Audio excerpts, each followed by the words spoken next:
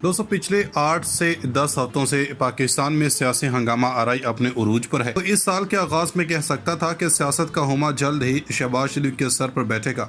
कोई पेशगोई कर सकता था कि कप्तान की इनिंग्स इतनी जल्दी ख़त्म हो जाएंगी। साबिक सफ़ीर हुसैन हक्कानी का कहना है कि पाकिस्तान नॉर्मल मुल्क नहीं है। अपने इस क्लेम के हक़ में वो ये दलील देते हैं कि नॉर्मल मुल्कों के बारे में आप बता सकते हैं कि आइंदा क्या होने वाला है। पाकिस्तान के बारे में कोई यकीन से नहीं कह सकता कि कल क्या होने वाला है।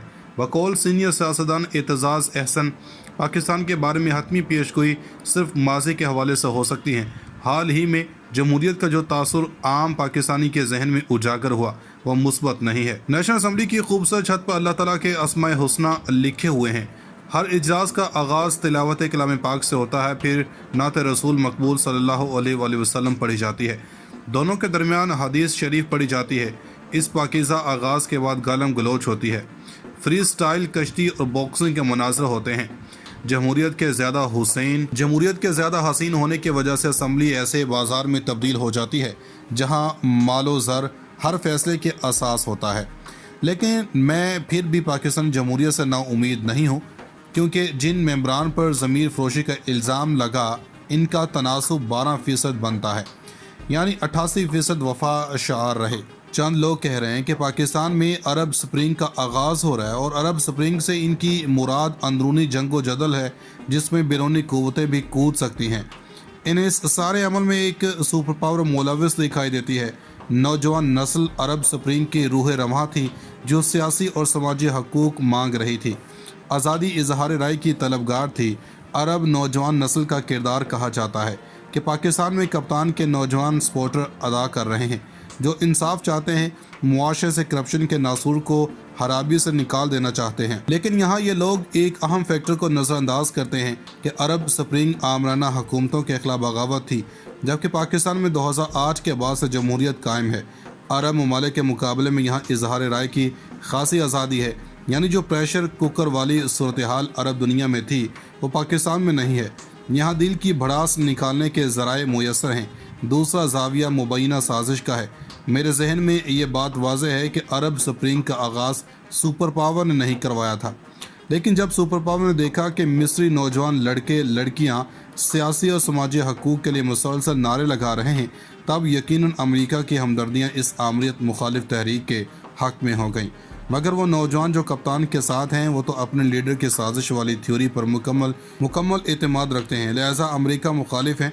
पाकिस्तान में जमहूरियत लंगड़ी लोली ही सही, लेकिन अरब मुल्कों के मुकाबले में फिर भी तवाना है। यहाँ दो आमरों यानी कि अयूब खान और परवेज़ मुशर्रफ के खिलाफ कामयाब अवामी तहरीकें चली थीं।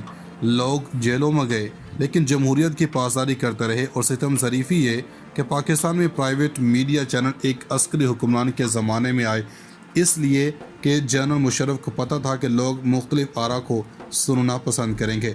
शायद ही किसी और आमरीत में ऐसा हुआ हो। अरब ममालिक में तो यकीन ऐसा नहीं हुआ। पाकिस्तान में अयूब खान से लेकर अब तक मुतअद्दिद बार मीडिया पर पाबंदियाँ लगाने की कोशिश की गई। अयूब खान के ज़माने में पाकिस्तान टाइम्स और अमरूज को सरकारी कंट्रोल में लाया गया, लेकिन ऐसे इकदाम अयूब खान के जवाल का बायस बने। अफसोस की बात यह है कि जमहूरी हुकूमतें भी मीडिया कंट्रोल करने की मुतमनी रहीं। 1998 की बात है, पाकिस्तान में जमहूरियत का हुस्न जोबन पर था, मगर एक मीडिया हाउस पर इनकम टैक्स के केस बने ताकि हुकूमत और मीडिया हाउस का समझौता हो गया। एक मीडिया हाउस के मालिक माजी करीम में पाबंद सलासल रहे, लेकिन पाकिस्तान में ऐसे इकदाम की मुज़ाहमत भी भरपूर होती रही। तहरीके इंसाफ की हुकूमत इलेक्ट्रॉनिक क्राइम्स प्रिवेंशन एक्ट में तरमीम लाई तो सिविल सोसाइटी और मीडिया तंजीमों ने भरपूर मुखालफत की। इसके मुकाबले में अरब दुनिया में ऐसी भरपूर मुखालफत नजर नहीं आती। सदर हुस्नी मुबारक के ज़माने में एक टीवी अदाकार नाम जिसका ऐमन नूर था, हुकूमत मुखालिफ लतीफ़े सुना का मकबूल हुआ। हौसला बढ़ा तो सदर हुस्नी मुबारक की नकलें भी उतारने लगा। नतीजा यह निकला कि उसे जेल जाना पड़ा। अरब दुनिया में मीडिया की आज़ादी पाकिस्तान के मुकाबले बहुत महदूद है। प्राइवेट चैनल भी दूसरे हुकूमतों पर तनकीद कर सकते हैं, लेकिन अपनी हुकूमत मुखालिफ नहीं बोल सकते। मिस्र के अलावा यही सूरत हाल मैंने शाम में देखी, जहाँ मैं 3.5 साल रहा। साजिशी नज़रिया पाकिस्तान की तरह मिडल ईस्ट में भी बड़ा मकबूल है। ये नज़रिया उन मुआशरों में ज़्यादा मजबूत जड़ें पकड़ता है जहाँ लोग अपनी कोताहियाँ कबूल करने के बजाय तमाम बुराइयों के ज़िम्मेदार बैरूनी ताकतों पर डाल देते हैं। میرے لیے یہ بات ذہنی طور پر ناقابل قبول ہے کہ امریکہ کی ذرا سی سازش نے ہمارے کپتان کی اچھی خاصی حکومت کو دھڑم سے گرا دیا۔ پاکستان بنانا ریپبلک تو نہیں۔ اگر عرب سپرنگ سے مراد تباہی اور بربادی ہے جو سول وار سے آتی ہے، تو اس بات کے امکانات موجود ہیں جس معاشرے میں اسلحہ عام ہو، سیاسی، سماجی اور مذہبی رویے انتہائی غیر معتدل ہوں، برداشت ختم ہو رہی ہو، وہاں اندرونی لڑائیاں جنم لیتی ہیں۔ ہم لبنان کی صورتحال دیکھ چکے ہیں۔ کیا خوبصورت ملک تھا، دنیا جہاں سے لوگ وہاں پڑھنے اور صحت کی غرض سے آتے تھے، اور اب کیا بن چکا ہے۔ لبنان میں تباہی عرب سپرنگ سے بہت پہلے اور جمہوریت کے باوجود آئی تھی۔ اب سوال یہ ہے کہ پاکستان میں ہمیں لمحہ حال میں کیا کرنا چاہیے۔ میرے ذہن میں ذرا برابر شک نہیں کہ ہمارے لیے واحد راستہ جمہوریت کا ہے۔ آمریت عرب دنیا کے مسائل حل نہیں کر سکی۔ مصر عسکری حکومت کی وجہ سے مضبوط نہیں ہوا۔ ہمارے لیے واحد راستہ آئین اور قانون کا ہے۔ موجودہ سیاسی صورتحال عدم استحکام اور بے یقینی کو بڑھا رہی ہے، لہٰذا الیکشن جلد از جلد ہونا چاہیے۔ تمام سرکاری اداروں میں توسیعات کا سلسلہ بند ہونا چاہیے۔ نئے چہرے نئی فکر اور نئی توانائی لے کر آتے ہیں تو ہمارا پہلا کام ایک قابل اعتماد عبوری حکومت کا قیام ہونا چاہیے۔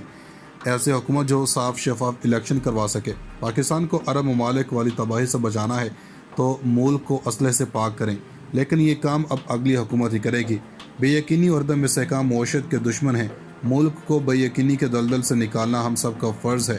اللہ کرے کہ مضبوط جمہوری حکومت آئے جو عوام کو قانون کی حکمرانی، میرٹ اور انصاف دے سکے، جہاں ناظم جوکھیوں کے خاندان کو انصاف مل سکے، جہاں عام آدمی لاوارث نہ ہو۔ ہم لبنان کی صورتحال دیکھ چکے ہیں۔ کیا خوبصورت ملک تھا، دنیا جہاں سے لوگ وہاں پڑھنے اور صحت کی غرض سے آتے تھے، اور اب کیا بن چکا ہے۔ لبنان میں تباہی عرب سپرنگ سے بہت پہلے اور جمہوریت کے باوجود آئی تھی۔ اب سوال یہ ہے کہ پاکستان میں ہمیں لمحہ حال میں کیا کرنا چاہیے۔ میرے ذہن میں ذرا برابر شک نہیں کہ ہمارے لیے واحد راستہ جمہوریت کا ہے۔ آمریت عرب دنیا کے مسائل حل نہیں کر سکی۔ مصر عسکری حکومت کی وجہ سے مضبوط نہیں ہوا۔ ہمارے لیے واحد راستہ آئین اور قانون کا ہے۔ موجودہ سیاسی صورتحال عدم استحکام اور بے یقینی کو بڑھا رہی ہے، لہٰذا الیکشن جلد از جلد ہونا چاہیے۔ تمام سرکاری اداروں میں توسیعات کا سلسلہ بند ہونا چاہیے۔ نئے چہرے نئی فکر اور نئی توانائی لے کر آتے ہیں تو ہمارا پہلا کام ایک قابل اعتماد عبوری حکومت کا قیام ہونا چاہیے۔ ایسے حکومت جو صاف شفاف الیکشن کروا سکے۔ پاکستان کو عرب ممالک والی تباہی سے بچانا ہے تو ملک کو اسلحے سے پاک کریں، لیکن یہ کام اب اگلی حکومت ہی کرے گی۔ بے یقینی اور عدم استحکام معیشت کے دشمن ہیں۔ ملک کو بے یقینی کے دلدل سے نکالنا ہم سب کا فرض ہے۔